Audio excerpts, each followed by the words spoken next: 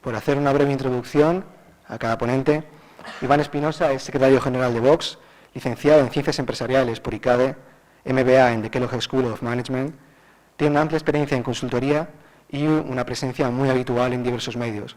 Así que estamos muy agradecidos por tenerle aquí como ponente. Muchas gracias.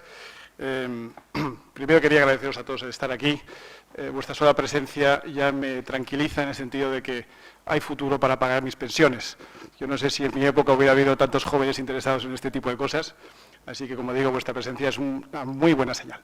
Segundo, quiero felicitar a la organización y quiero felicitaros a todos porque hoy estáis viendo aquí un debate de ideas que claramente van a ser contrastadas. Yo creo que es muy de agradecer que todos los ponentes vayan exponiendo sus ideas con claridad y yo no voy a ser menos, yo voy a ser también claro, como lo somos siempre en Vox. Se ha dicho aquí, Izquierda Unida, o el representante de Izquierda Unida, Víctor Alonso, ha dicho aquí que tenían razón los de no a la guerra, que este acto de terrorismo, no de guerra, más o menos tiene mucha responsabilidad de Estados Unidos. David de Podemos ha dicho que si estamos más seguros ahora, y probablemente no, que hace unos años. En definitiva, la izquierda está apelando al miedo, está apelando a la cobardía y está apelando al apaciguamiento. Pero esto no es nuevo. Yo solo os lanzo una pregunta. ¿Qué hubiera pasado si el 7 de diciembre de 1941, tras los ataques a Pearl Harbor, por parte de destructores japoneses, aviones japoneses, el presidente Roosevelt, en vez de haber dicho por radio que este es un día que pasará a la historia de la infamia, hubiera dicho, bueno, no todos los japoneses son iguales, hay que tener en cuenta que también han sido víctimas de una explotación milenaria por parte de sus anteriores líderes, busquemos una manera de llevarnos bien con el pueblo japonés, la guerra en Europa es un conflicto que no nos atañe. Si esta hubiera sido la actitud, que es más o menos la actitud que estamos escuchando hoy, os puedo asegurar que Estados Unidos no hubiera entrado en la guerra, no se hubiera producido el desembarco en Normandía y probablemente el desenlace de la Segunda Guerra Mundial hubiera sido muy diferente y muy indeseable. Por eso os digo que es importante que empecemos, efectivamente, a definir bien las cosas. Y lo primero que tenemos que definir es que lo que aquí tenemos no es un conflicto, no es una serie de actos terroristas aislados, sino que es una auténtica guerra. Y es una guerra entre dos formas absolutamente opuestas e incompatibles de entender la vida.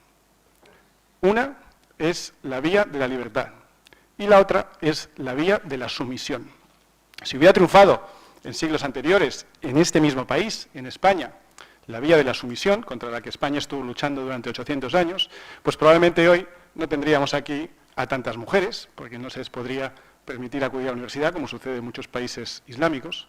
Probablemente no se podría estar discutiendo y debatiendo y llevándonos la contraria, porque no se permite la libertad de credo ni la libertad intelectual, y probablemente no podríais estar disfrutando de tantas y tantas libertades que probablemente ni siquiera sois conscientes. Lo seríais si visitarais algunos de los países donde la sumisión ha triunfado. Cuando digo sumisión, no es una palabra elegida al azar. Islam significa sumisión. Y la interpretación más radical del Islam, que es la que nos ha traído hasta aquí, es una interpretación que impone la sumisión. Impone la sumisión de mujeres a hombres. Impone la sumisión de todos ante su imán. Impone la sumisión de los infieles ante los creyentes y practicantes, por supuesto, de la que consideran que es la única forma de vida aceptable. Y por eso os digo que es importante que definamos dónde estamos. Dentro del Islam hay, por supuesto, muchísimas variantes, tendencias y formas de entender la religión. Pero hay una, la salafista, que es la que más nos atañe a nosotros. Y la versión salafista, que es una amenaza clara y presente, no solo para Europa ni para Occidente, sino muy concretamente para España, es algo muy preocupante y que está muy instalada dentro de nuestro país. Como no quiero agotar el turno ni pasarme ni un minuto más, dejo el desarrollo para un momento posterior. Pues muchas gracias. Por ir al grano, claramente es necesaria una intervención diplomática, claramente es necesaria desarrollar los sistemas de inteligencia, dotarlos de más contenido, de más presupuesto, claramente hay que imponer sanciones económicas, claramente hay que utilizar todos los mecanismos a nuestro alcance. Y sí, todos los mecanismos incluyen intervención militar. Hay que utilizar todos los instrumentos que tengamos, tanto dentro como fuera. Y hay uno, por cierto, que nadie ha mencionado y que es muy importante, y en esto sí podría dar la razón a la izquierda cuando dice que Estados Unidos tiene alguna responsabilidad, y es, después de una guerra, pues una reconstrucción. Parte del problema que hemos tenido o parte de los orígenes del problema que hemos tenido en las últimas décadas, procede de no haber invertido un solo dólar, un solo euro, ni ellos ni nosotros, digo, ni los americanos ni los europeos, en la reconstrucción de Afganistán después de la guerra que tuvieron con la Unión Soviética. Pero esa es otra historia. Así que sí creo en todas las medidas a nuestro alcance, incluidas la reconstrucción. Y todas las medidas, como digo, incluyen intervención militar. Ojalá fuera todo por consenso. Mi compañero de Ciudadanos antes ha dicho todo por consenso. Bueno, ojalá fuera posible, pero lamentablemente no siempre todo puede ser por consenso. Aquí estamos viendo que hay disparidad de criterios en muchas cosas y no es fácil encontrar consenso sobre muchas de ellas. Hay gente que parece que es que hay otros a los que la guerra les gusta. No conozco a nadie que disfrute con la guerra. Yo no conozco a nadie que sea partidario de la guerra en sí. Cuando hablamos de no a la guerra, estamos poniendo el cuello donde antes han cortado la cabeza a otros. A nadie le gusta la guerra. El problema es que la guerra te la han declarado. Y si uno sigue con el no a la guerra, pues ellos, los que te han declarado, se mueren de risa. Les parece muy gracioso que mientras nos estén atacando, nosotros mismos estemos con el no a la guerra, cuando la guerra ya está empezada. Otra cosa es que no queramos reconocerlo. Esto es como si en el colegio, de pequeño, a ti y a tus amigos os pegaba un matón de colegio y cada vez que le pegaba a uno, el niño decía, bueno, yo no quiero más pelea, ¡pum!, y te vuelven a dar. No quiero más pelea, ¡pum!, te vuelven a dar. Oye, llega un momento en que o bien te organizas con tus amigos o bien das un paso al frente y te defiendes, porque si no, te van a seguir dando capones toda la vida. Y en esta guerra no hay células sueltas, no hay 2 o 3 locos, no hay un problema de 3 o 4 personas que no tienen nada que ver. Aquí está organizado por un Estado. El Estado Islámico es un Estado. El califato es un Estado, por cierto. El califato tiene entre sus pretensiones claramente definidas la recuperación de Al-Ándalus, es decir, de España. Y no estamos hablando de una guerra remota o de una cosa que no nos atañe mucho. Y por último, en cuanto a la pobreza. Mire, pobreza hay mucha en muchas partes del mundo. Hay pobreza en Hispanoamérica, hay pobreza en partes de África donde no hay terrorismo, hay pobreza en Asia, hay pobreza incluso en España. Pero la pobreza no es la causa del terrorismo. La pobreza no causa terrorismo si no hay también pues un fanatismo tremendo. Y por último, como ejemplo de esto que he dicho, recordaros que los terroristas del 11S, Mohamed Atta, por poner un ejemplo, que fue el que diseñó y ejecutó el choque de los aviones contra las Torres Gemelas, era un niño pijo egipcio. Era un niño bien, con bastante dinero, licenciado, el padre catedrático en la Universidad del Cairo, y no tenía el más mínimo síntoma de pobreza. Todo lo contrario. Tuvo acceso a todos los recursos que quiso e hizo lo que quiso porque quiso.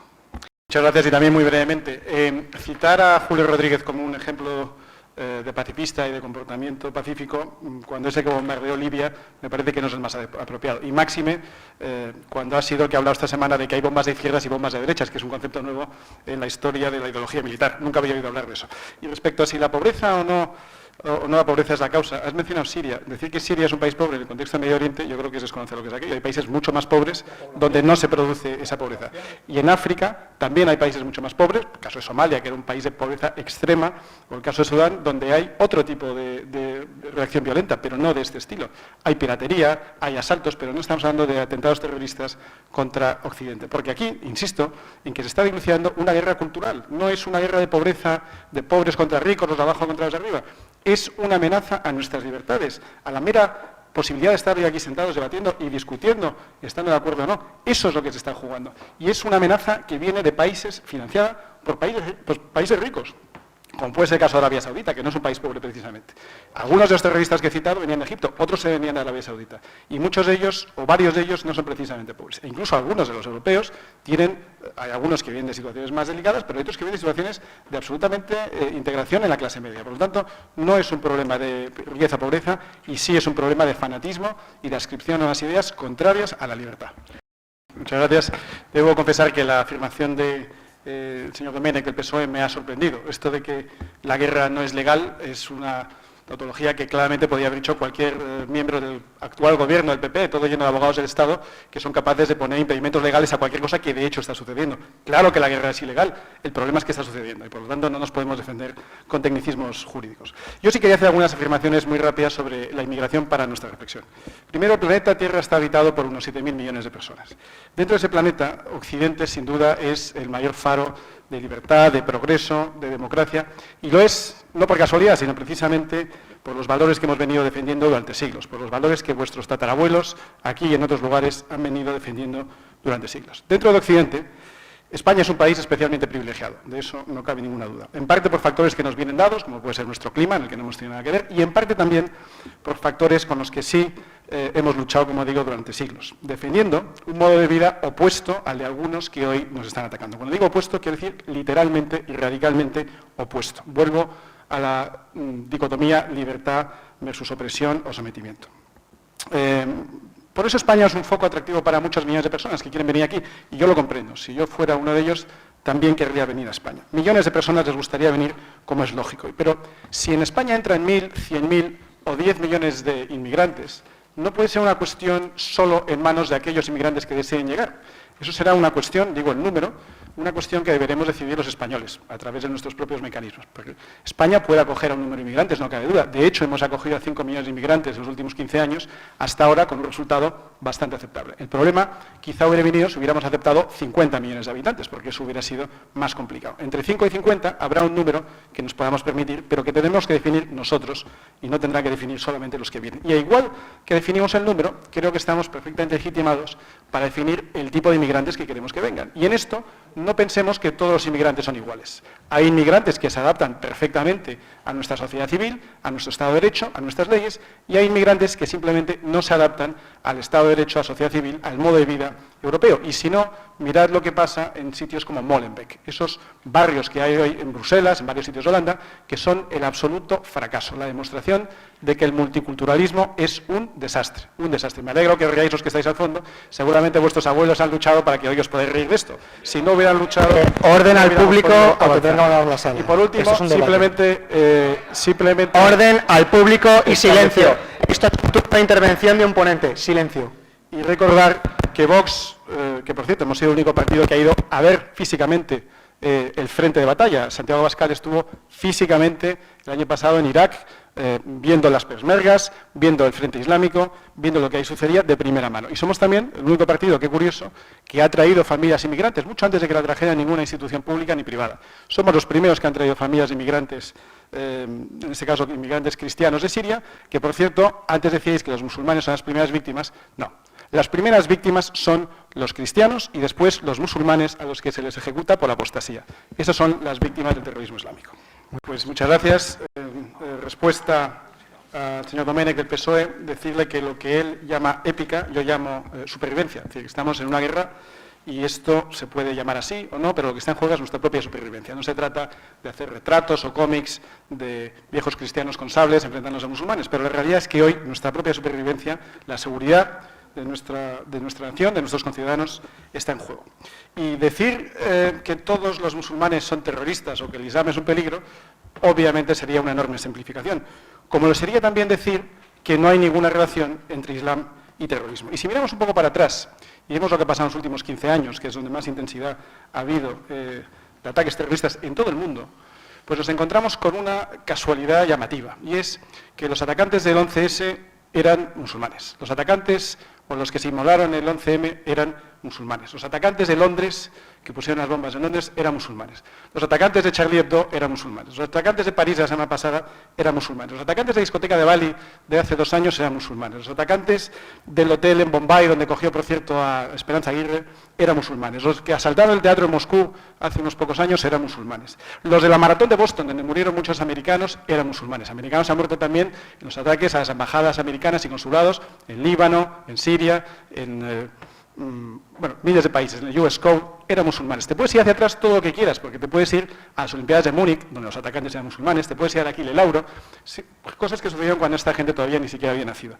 Y es mucha casualidad que sean musulmanes, como es mucha casualidad que también las organizaciones terroristas más conocidas a nivel internacional, podemos citar desde luego al ISIS, podemos citar a Boko Haram, Hezbollah, Al-Qaeda, Hamas, los talibán, Ainuria, Abu Sayyaf, Frente de Liberación Palestina, bueno, la gran mayoría de las que estamos citando, pues son musulmanes. ¿Es casualidad? Yo creo que no es casualidad. Y por tanto, vuelvo a lo mismo. Ni se puede simplificar diciendo que todo el Islam es malo y que todos los musulmanes son terroristas, ni se puede simplificar diciendo que no existe correlación entre la yihad, que por cierto no es otra cosa que la guerra santa, uno de los preceptos del Islam, y el terrorismo que estamos sufriendo.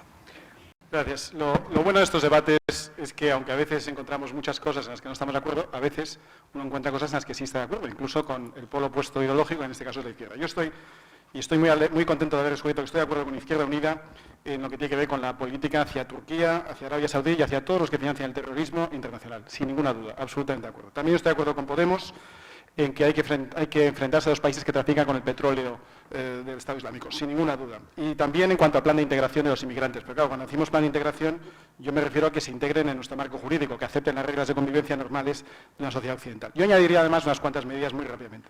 La primera, insisto en que es asumir la realidad y que tomemos conciencia de que nos han atacado. Nos han atacado a vosotros y a nosotros, a los jóvenes y a los mayores, a los de izquierdas y derechas, a los españoles y a los franceses, a los que defendemos la libertad, nos han atacado. Si no asumimos esto como principio fundamental, todo lo demás es irrelevante. Lo segundo, hay que hacer sin duda un esfuerzo de cooperación internacional en todo ámbito, en materia de inteligencia, en materia militar, en materia de diplomacia.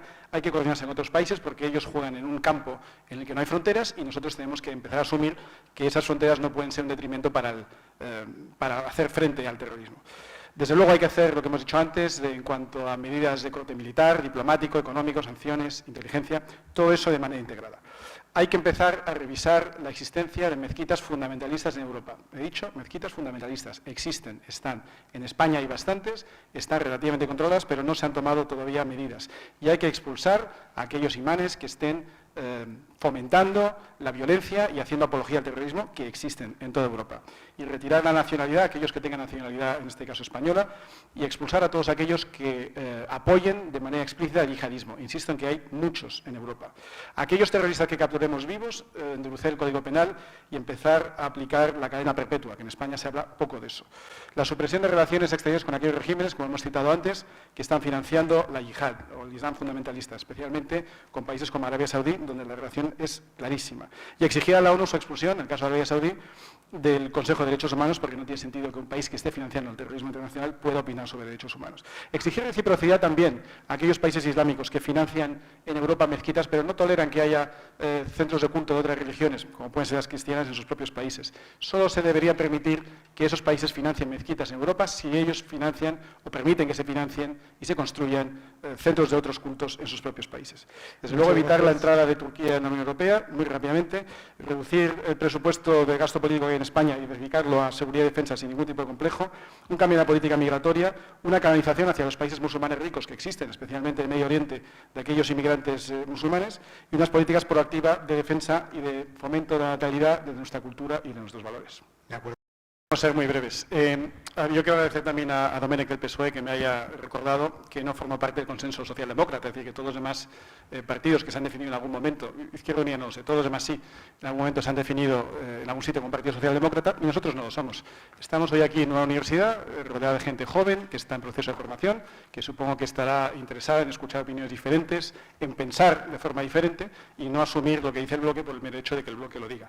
Por lo tanto, me siento muy relajado de saber que por lo menos somos los únicos que en algunas cosas pensamos diferente, aunque haya puntos de coincidencia en otras. Y para acabar, yo quería someteros la siguiente lectura, no es cosecha mía, es un pensador que quiero que adivinéis mientras lo vais leyendo, a ver si alguien adivina quién dice esto.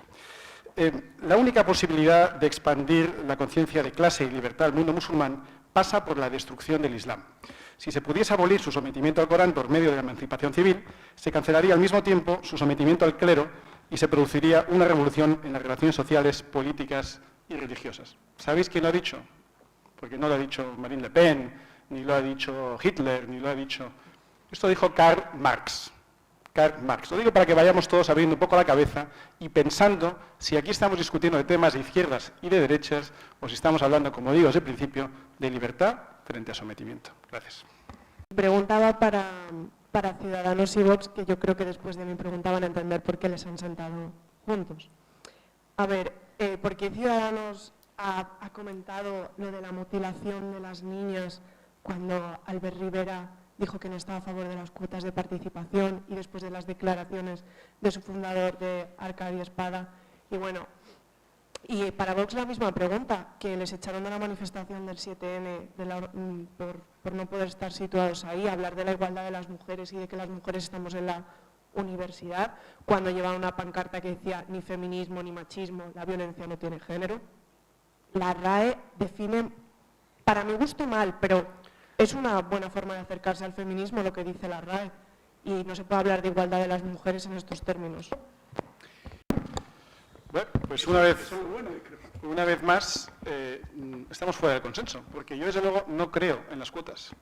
¿Y sabes por qué?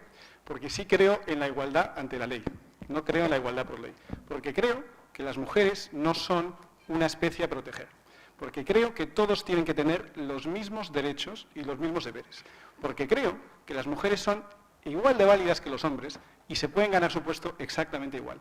Porque en nuestra propia experiencia, cuando hacemos primarias en Vox, y te pongo un ejemplo muy reciente de las europeas del año pasado, cuando vemos quiénes son los 10 más votados, por casualidad, por magia, por lo que sea, resulta que salen 5 mujeres y 5 hombres y además correctamente colocados para cumplir la ley, que lo hubiéramos tenido que cumplir de todas maneras. Pero lo que demostró es que por primarias, por valía, porque lo merecían, había 5 mujeres exactamente igual de válidas que 5 hombres. De la misma manera que no creo que haya que tener una cuota de andaluces, o una cuota de blancos, o una cuota de inmigrantes. No creo en las cuotas. Creo que puede haber políticas activas de ayudar a ciertos colectivos que estén especialmente en un momento, en una situación especialmente delicada. Creo que las mujeres no es un ejemplo. Y vuelvo al tema del consenso y de la manifestación que me citas. Efectivamente, hace solo 20 días resulta que había una manifestación en contra de la violencia contra la mujer. Nosotros fuimos, ¿y sabes quién fue? Fue un grupo de mujeres maltratadas, víctimas de la violencia de sus maridos, que creo que tenían bastante derecho a manifestarse ahí. Pero ¿sabes lo que pasó? Que por llevar una pancarta en la que decía la palabra Vox, no les dejaron. Claro que les expulsaron. Y no solo les expulsaron, sino que le arrancaron la pancarta y arrancaron el logotipo de Vox. Y solo con protección policial pudieron seguir adelante. Ahí yo vi carteles de Podemos, de Izquierda Unida, vi a dirigentes de todos los partidos y nadie les dijo nada. Pero nosotros, por el mero hecho de aparecer con la palabra Vox, ya fuimos agredidos en una manifestación antiviolencia. Y sabes, eso es cierto porque estaba yo ahí, y ¿sabes qué más pasó? Por favor al público orden ¿Y sabes qué más pasó? Que resulta que nosotros lo que defendemos es que la legislación es tremendamente injusta, en este caso con los hombres, porque hay una legislación específica de violencia contra las mujeres de los hombres. Y en cambio no hay protección para los niños, para las niñas, para los abuelos, para los hombres que también mueren a manos de sus mujeres, que no sé si sabes que hay hombres que mueren a manos de sus mujeres en España. No sé si lo sabías, pues los hay. Y hay bastantes. Silencio, por favor, al público y dejen contestar al ponente. Por lo tanto, gracias. lo que...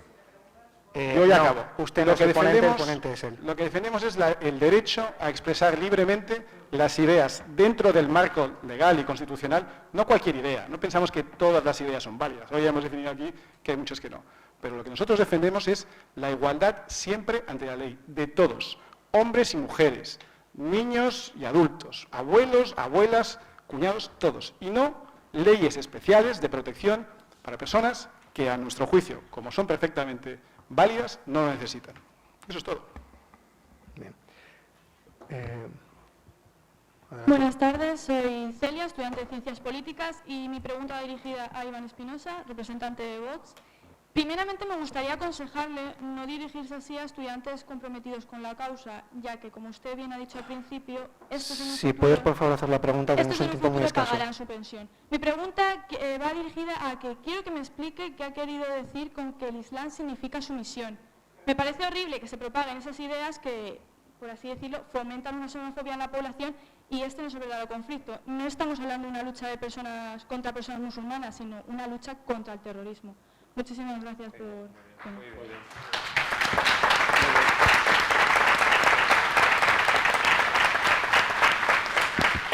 Fantástico.